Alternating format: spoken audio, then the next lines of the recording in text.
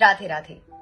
तो श्री कृष्ण कहकर गए हैं कि बहुत विनम्रता लगती है रिश्तों को निभाने में। छल कपट से तो सिर्फ महाभारत रची जा सकती है। क्यों ना रिश्तों को पैसों की तरह रखें। पैसे कैसे कमाना मुश्किल है और गंवाना आसान, बिल्कुल वैसे ही रिश्ते हैं। आज मैं रिश्तों की इसलिए बात कर रही हूँ क्योंकि मेरी याद छोटी सी कहानी, एक पति पत्नी की कहानी है। इसमें वो दोनों एक दूसरे को समझने के लिए रिश्ता निभाते हैं, अपने जैसा इंसान ढूंढने के लिए नहीं। क्योंकि जब हम अपने जैसा कोई इंसान ढूंढने पर निकलते हैं तो अकेले रह जाते हैं। क्योंकि हर बार हम यही कहते हैं कि कोई हमें समझता नहीं है। क्योंकि कैसे समझेगा, क्योंकि आप तो आप हैं। हम सबके साथ ऐसा होता है। परिस्थितियां आती हैं तो हमें यही लगता है कोई हमें समझना नहीं चाहता। क्योंकि हम लोगों को जानते हैं, समझते हैं कि वो बिल्कुल हमारी तरह सोचे। होता है ना? तो अगर ये आपके साथ होता है तो आज की कहानी आपके लिए है। कहानी में बहुत सुंदर एक बात कही है, वो कहानी सुनने पर ही आपको समझ आएगी। तो कहानी शुरू करो। तो होता ये है कि राहुल, जो कि 25-26 साल का लड़का है, उसकी नई नई अभी शादी हुई है और वो अपने सुबह की जॉगिंग से आता है। थोड़ा हाफ रहा होता है और जरा तेज से आवाज लगाते हैं, रिया रिया। रिया भागती हुई आती है और कहती है, ये लो पकड़ो अपना प्रोटीन शेक। प्रोटीन शेक पीते पीते वो कहता है कि क्यों नहीं तुम आज मेरे लिए बेसन का हलवा बनाती हो। रिया एकदम से चौंक जाती, कहती है, बेसन का हलवा? वो तो तुम्हें कभी भी पसंद नहीं था। कहता, हाँ वो पसंद नहीं था, लेकिन वो जो पड़ोस में एक दीदी है ना, प्रीति दीदी, उनके उस दिन घर गए थे तो उन्होंने खिलाया और मुझे बहुत पसंद आया।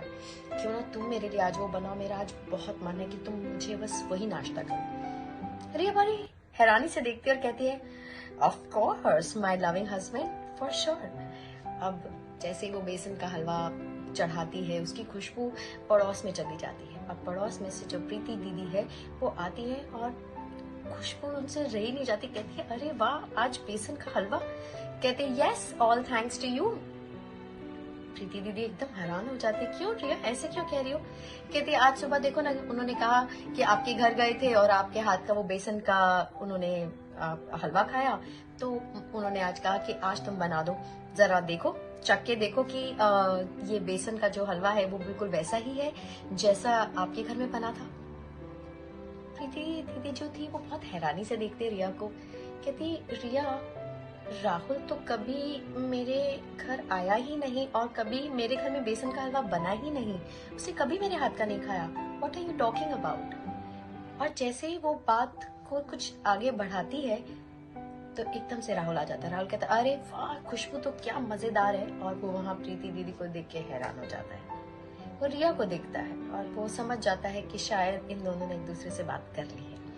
वो एक कटोरी में जो हलवा उसने डाला था प्रीति के लिए, वो लेता और कहता है, बहुत स्वादिष्ट है। चम्मच लेता है, खाता है और कहता है, ये तो बहुत स्वादिष्ट है। तो रिया हैरानी से कहती, तुमने मुझसे झूठ क्यों बोला कि तुमने प्रीति दीदी के हाथ का खाया है? कहता है, ओह, एक्चुअली तुम्हारी मम्मी मुझे परसों बता रही थी कि तुम्हें बेसन का जो हलवा है बहुत पसंद था।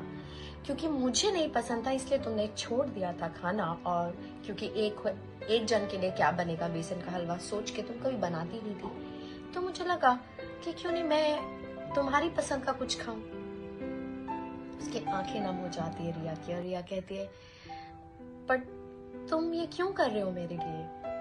तो कहता है, क्योंकि मुझे ये भी पता चला कि कटहल तुम्हें कभी भी पसंद नहीं थी, लेकिन जब से तुम शादी करके आई हो यहाँ पे, कटहल तुम्हें पता चला मुझे बहुत पसंद है और तुम चुपचाप से खा रही हो, मजे से खा रही हो और कभी कंप्लेन नहीं की। तो क्या मैं तुम्हारे लिए बेसन का हलवा नहीं खा सकती?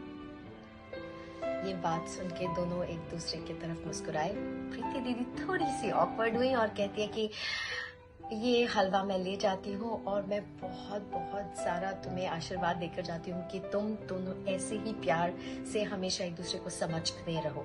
और आज मुझे तुम्हारी तरफ से एक बहुत बड़ी बात समझ आई कि रिश्तों में एक दूसरे को समझना ज्यादा जरूरी है, रादर देन एक जैसा अपने जैसा कोई इंसान ढूंढना।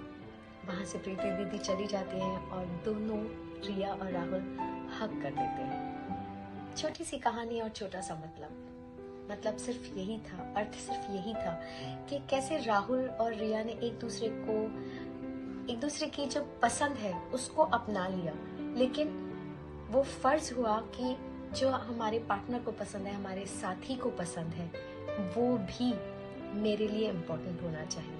कहते हैं ना, रिश्तों को शब्दों के तराजू में नहीं तोलना चाहिए। अगर कोई खामोश है तो क्या आप उसकी जुबान बन सकते हैं? बन सकते हैं ना। मैंने इस कहानी से क्या सीखा? मैंने यही सोचा कि मेरा जो बेटा है वो थोड़े वीडियो गेम्स ज्यादा देखता था, और मुझे लगा कि यार मैं इसको डांटने से अच्छा है इसके साथ खेलने लग जाऊं और खेल खेल के इसका ये जो स्क्रीन टाइम है ये बंद करा दूं। तो क्या ये हो सकता है? ट्रस्ट में ऐसा हुआ और मेरा रिश्ता मेरे बेटे के साथ बेहतर हो गया। लेकिन सच, रिश्तों को हमें जुबान देने की बहुत ज्यादा जरूरत है।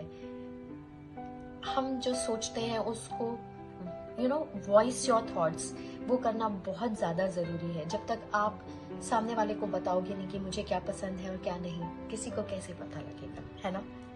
आशा करती हूँ आपको ये कहानी अच्छी लगी होगी, ये भाव पसंद आया होगा, तो मुझे जरूर बताएं।